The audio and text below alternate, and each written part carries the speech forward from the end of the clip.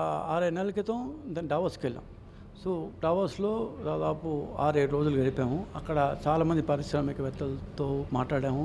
దాని రిజల్టే ఈరోజు దాదాపు మనం 163 MOUలు కుదుర్చుకున్నాం. దాదాపు 9,50,000 కోట్ల రూపాయలు.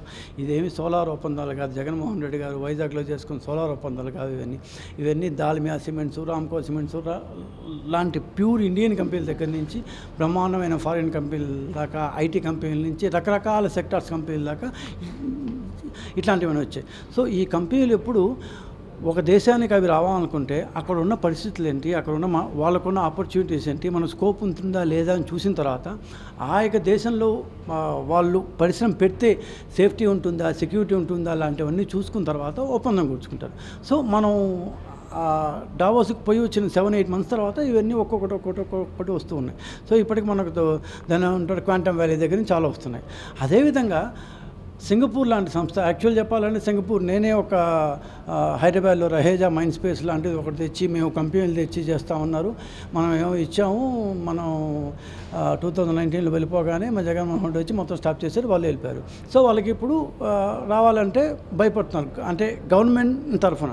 సో ఇప్పుడు పోయి వాళ్ళకి మళ్ళా నచ్చజెప్పి, బాబు దిస్ న్యూ చేంజ్, కొత్త గవర్నమెంట్ వచ్చాము, మేము ఆ పాత పాలసీలన్నీ దాన్ని మారిపోయాయి, ఇక వాళ్ళు వచ్చే ప్రశ్న లేనే లేదు. సో అని అక్కడ ఉన్న కంపెనీలకి, అక్కడ ఉన్న పారిశ్రామికవేత్తలకి కాన్ఫిడెన్స్ ఇవ్వాలి, వాళ్ళకి దాన్ని ఏమైనా భరోసా ఇవ్వాలి.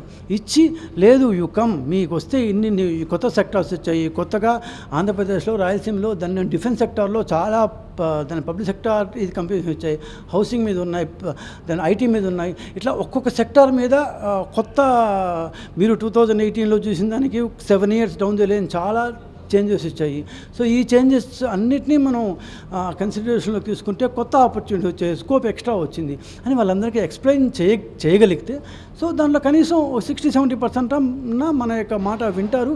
ఓకే, ఇంతకుముందు చంద్రబాబు నాయుడు యొక్క ఏమంటూ ప్రూవన్ ఎక్స్పీరియన్స్ ఉంది కాబట్టి, ఇంతకుముందు చేశారు కాబట్టి, ఇంతకుముందు కంపెనీలు వచ్చాయి కాబట్టి, దాన్ని మైక్రోసాఫ్ట్ లాంటి కంపెనీ దాన్ని అమరావతికి వస్తుంది, IBM లాంటి కంపెనీ వస్తుంది, ఇట్లాంటి కంపెనీలు వస్తున్నాయి కాబట్టి, దాన్ని కాగ్నిజెంట్ లాంటి కంపెనీ వస్తుంది, ఇవన్నీ వస్తున్నాయి కాబట్టి కొంత కాన్ఫిడెన్స్ వచ్చి ఉంటుంది వాళ్ళు. సో మనం డైరెక్ట్గా ఫోన్లో మాట్లాడడం, ఈమెయిల్లో మాట్లాడడం కంటే గోదేర్ ఒక టీం వెళ్ళి, ఒక గవర్నమెంట్ టీం వెళ్ళి వాళ్ళని మనం ఎక్స్ప్లెయిన్ చేసి వాళ్ళకి భరోసా కల్పించగలిగితే ఖచ్చితంగా వాళ్ళు రియలైజ్ అవుతారు, వచ్చి ఇక్కడ పెట్టుబడి పెడతారు. సో ఇవంతా ఒక రోజులో ఇష్యూ. కానీ ఎందుకు ఫస్ట్లో డావోస్ ఎగ్జాంపుల్ చెప్పానంటే, ఆ రోజు డావోస్ పోయి రాగానే ఏమైనా ఏం లేదు, ఊరికి పోయి వచ్చారు, అది ఇది అన్నారు. బట్ డౌన్ ది లైన్ చూడండి, ఇవాళ స్పష్టంగా చెప్తాను, 163 కంపెనీలు ఈ రోజుకి, ఇంకా అది రోజు పోతూ ఉంటుంది. అంటే దాదాపు మనం కరెక్ట్గా చెప్పాలంటే ప్రతి 1.5 రోజుకి ఒక కంపెనీ దాని లెక్కను తీసుకొచ్చాం.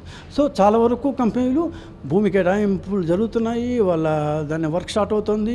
దాన్ని LG ఎలక్ట్రానిక్స్ లాంటివి సిటీలో స్టార్ట్ కూడా చేస్తాయి. మననే దాని లోకేష్ పోయి దాన్ని ఓపెన్ చేసి వచ్చారు. ఇట్లా పలు కంపెనీలు పలు సెక్టార్స్లో, ఒక్క సెక్టరే కాదు, IT సెక్టరే కాదు, మన దానిలో సోలారే కాదు, IT కాదు, ఇట్లా సిమెంట్ సెక్టర్ కావచ్చు, దాని డైకిన్, దాని ఏసీల దాని మ్యానుఫ్యాక్చరింగ్, ఇట్లా ప్రతి సెక్టార్లో శ్రీ సిటీనే కాదు రాష్ట్రం మొత్తం మీద వస్తున్నాయి. ఈసారి వచ్చిన కొత్త తేడా ఏంటంటే, ఇంతకుముందు కంపెనీలు ఏదో ఒక ప్రాంతానికి పరిమితమైంది. ఇప్పుడు అట్లా కాదు, అనకాపల్లి దగ్గర కావచ్చు, అచితాపురం దాని ఫార్మా కావచ్చు, శ్రీ సిటీ కావచ్చు, రాయలసీమ కావచ్చు, కోస్తా కావచ్చు. అశోక్ లేలాండ్ లాంటి కంపెనీ 2018లో బిల్డింగ్ కట్టారు, మిషనరీ కూడా సగం ఇన్స్టాల్ చేశారు. మన గవర్నమెంట్ పోయింది, వాళ్ళ గవర్నమెంట్ రాగానే గమ్మ వెళ్ళిపోయారు. 5 సంవత్సరాల పాటు గమ్మం చేశారు దాన్ని. సో 5 సంవత్సరాల 2024లో మన రాగానే ఫస్ట్ లోకేష్ చేసిన పని ఏంటంటే, విజయవాడ లాంటి దీంట్లో మీరు అంత పెద్ద కంపెనీ చేసి గమ్మని పెట్టామంటే వాళ్ళ ప్రాబ్లమ్స్ వాళ్ళకు ఉన్నాయి. వాళ్ళు చెప్పారు లేదు, వాళ్ళకి ఏమేమి ప్రాబ్లమ్స్ ఉన్నాయో అవన్నిటిని మనం సాల్వ్ చేసాం. సో ఇప్పుడు పక్క రాష్ట్రాలు, మహారాష్ట్ర RTCకి చెందిన bus manufacturing, bus body building కూడా ఇక్కడ చేస్తున్నాం మన విజయవాడలో.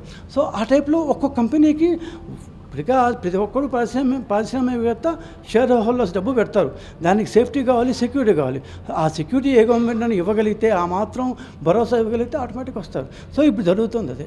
ఈ వీడియో నచ్చితే లైక్ చేయండి. అలాగే మా ఛానల్ ని ఫస్ట్ టైం కనుక చూస్తున్నట్టయితే ఇప్పుడే సబ్స్క్రైబ్ చేసుకుని పక్కనే ఉన్న గంట సింబల్ ని యాక్టివేట్ చేసుకోండి. అప్పుడే మేము పెట్టే ప్రతి వీడియో మీకు నోటిఫికేషన్ గా వస్తుంది. అలాగే ఈ వీడియో పూర్తిగా చూసినందుకు ధన్యవాదాలు.